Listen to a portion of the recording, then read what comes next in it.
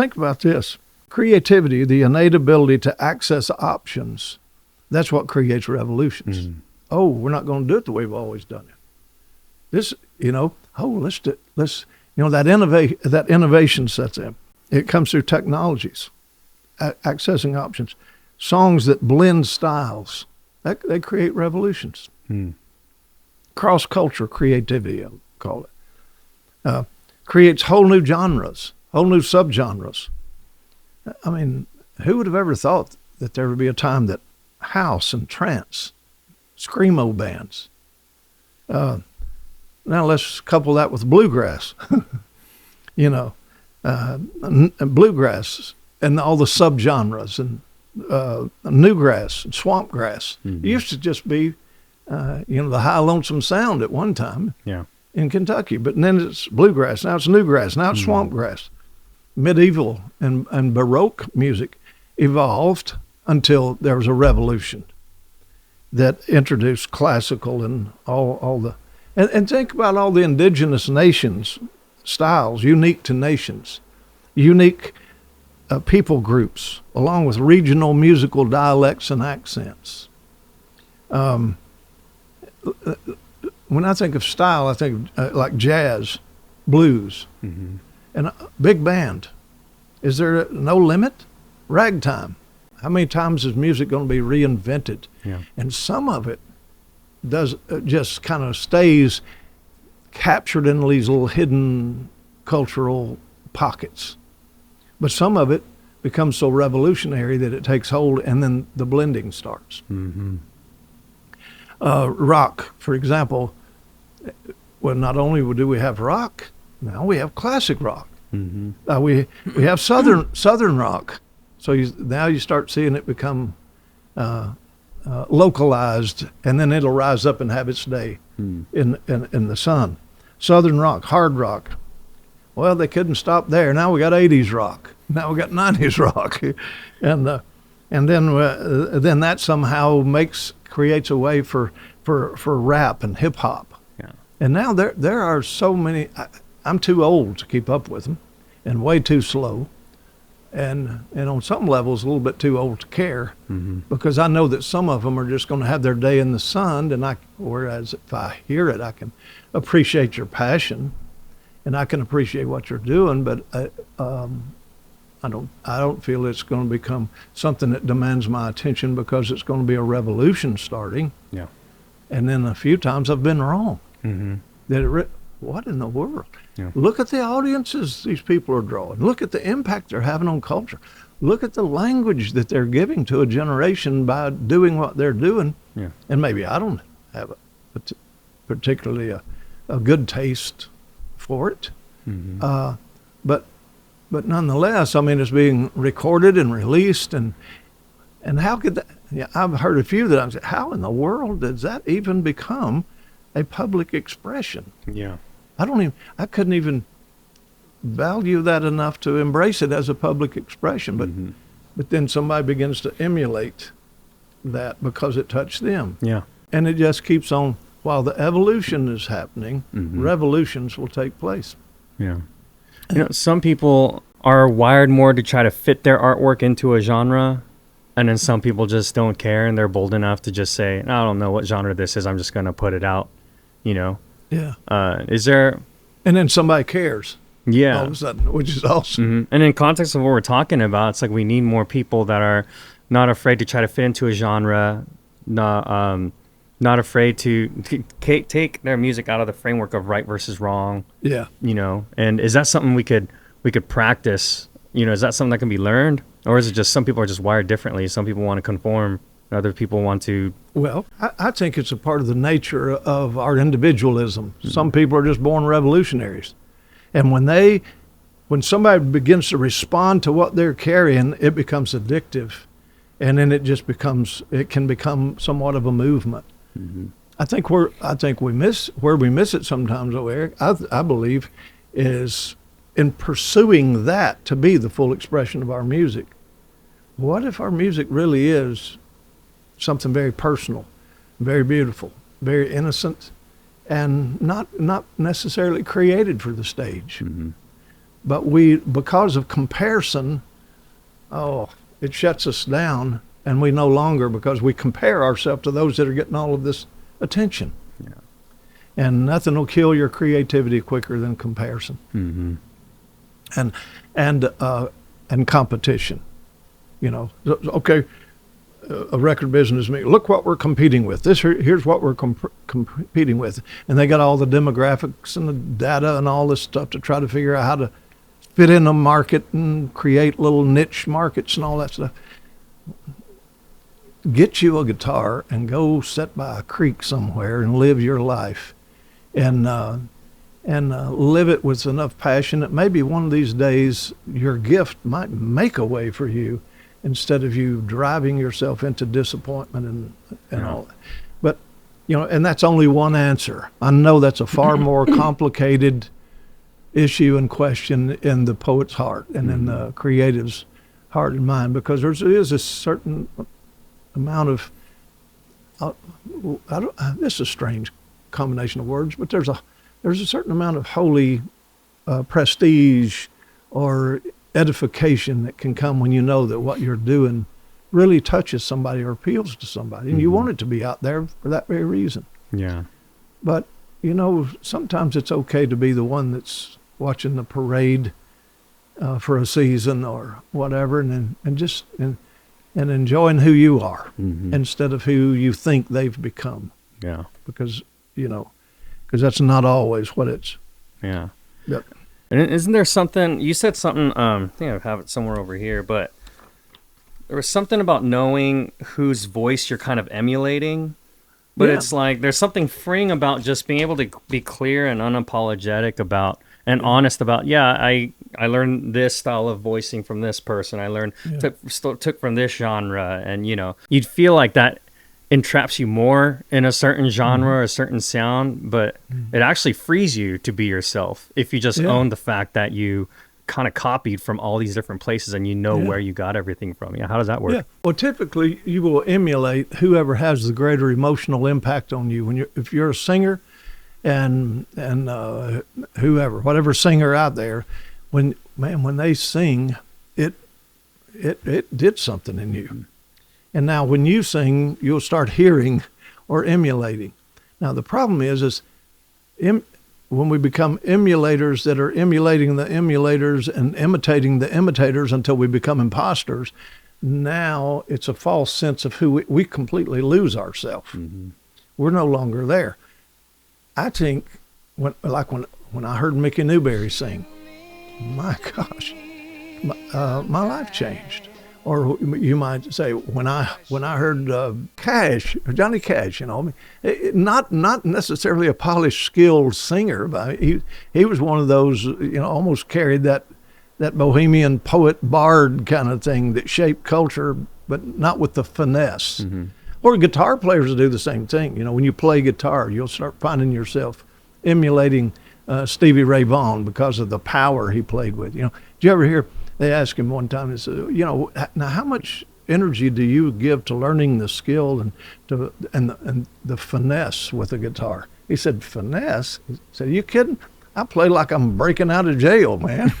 and you, when you hear him play, it makes rather than learning scales and putting it in this inner process. At some point it becomes what? It's you playing into the room. Yeah. It's something that's igniting your life. And so the balance of recorded music or listening to others, the balance of that versus, wait a minute, I'm alive with this guitar in my hand. The best ways I was able to kind of grow in any kind of technique musically or with my voice was when I mocked other people that I looked up to. That like opera. Like I would, like my dad loved opera, and as a kid or like in junior high school, I would just pretend I'm an opera singer. But something gave me permission to just go 100% when I was kind of mocking it instead of trying to be it. I was like, I want to be that one day. When I'm mocking it, it just makes me go 110%.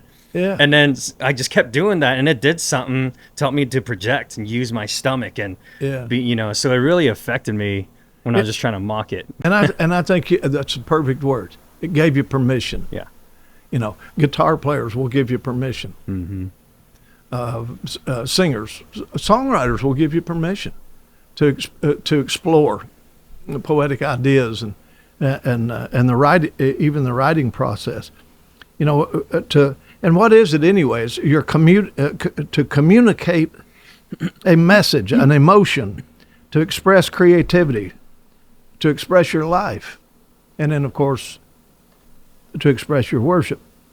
But I tell folks, look, if you're going to be a songwriter, don't think it up. Write it down.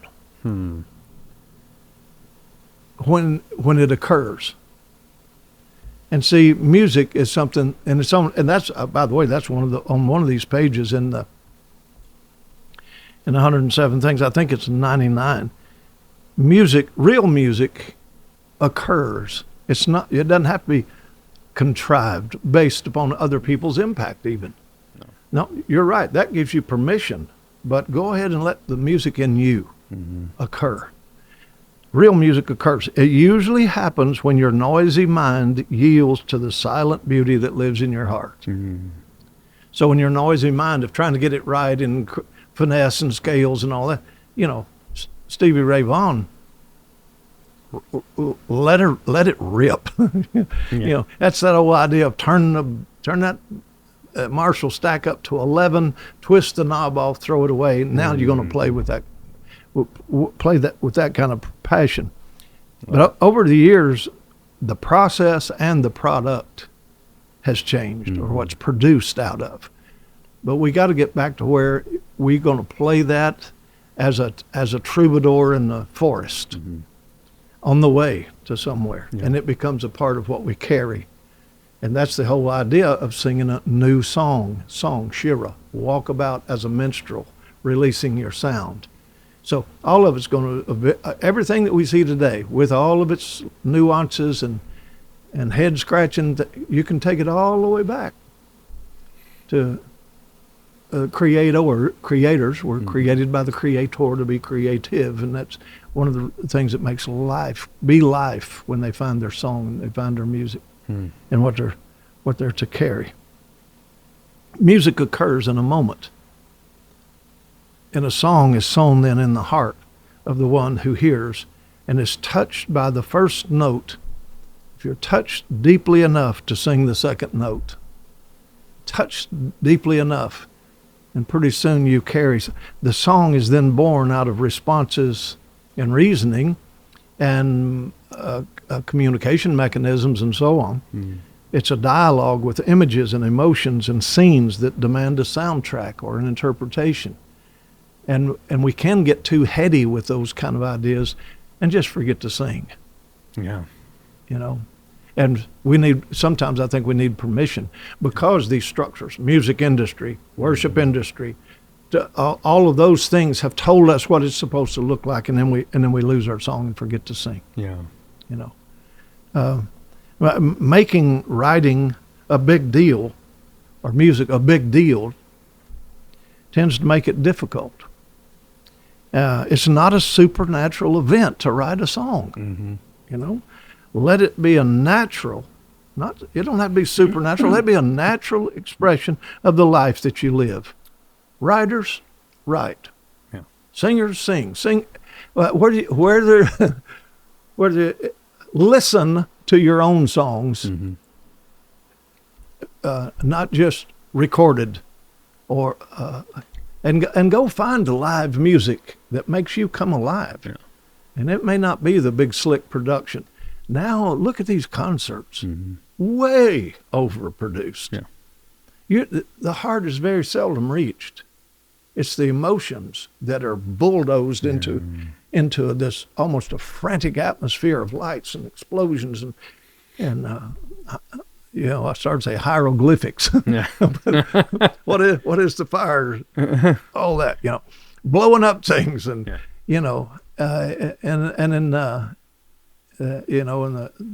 anyway, sing your song. Yeah.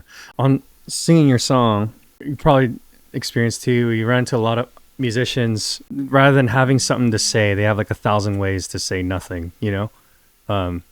And create responses with it. Yeah. Didn't say anything. But usually, do you feel like you don't have to go looking for it? It's something that's in there. You just have to kind of sit and find the song that's there. You don't need to go search for the song that you want to sing. Just go search on, for what you want to say. Well, there's one principle here that we can't overlook, is if you're feeding your mind, your will, your emotions, your humanity, if you're feeding it with garbage, you're going to live a garbage in, garbage out kind of life. Mm-hmm. If you're feeding yourself with health and life, and you're thinking on whatsoever is pure and lovely, a good report, be any virtue, be any praise, think, meditate, process, live your life around the goodness of God, that will find its way into your lyric. It'll find its way into your art. It'll find its way in. Anything that makes its way into your heart will make its way into your art. And so if you can write what's in your heart in such a beautifully artistic way that people want to see that painting, mm-hmm. People want to stand in front of the painting that is in your heart. For example, I don't even necessarily think of myself, though I write a lot of poetry, I don't think of myself as a poet, really. I think of myself as a painter who uses words. Hmm. So if you start thinking like that with your music, you're going to find something that fully expresses your heart. We're back to this idea. Somebody's going to hear it and say, wait a minute. Yeah. And somebody else will hear, have you heard? And pretty soon there are people that are paying attention because you're awakening something in them.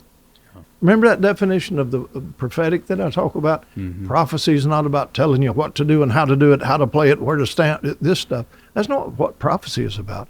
Prophecy is about awakening who you are. Mm-hmm. So when they hear, feel, sense something is real, right, authentic, and it's coming, what has come to your heart becomes your art. Yeah. Even the prophets, the prophetic books in the Bible, they're also poetic. Like, why did God make it poetic if he's just trying to give you information and instructions? Yeah. Right. Yeah.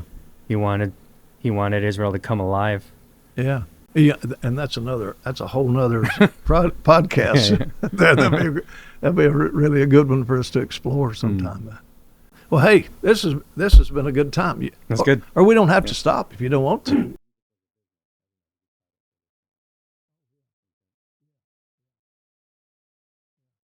And the idea there is also, music industry,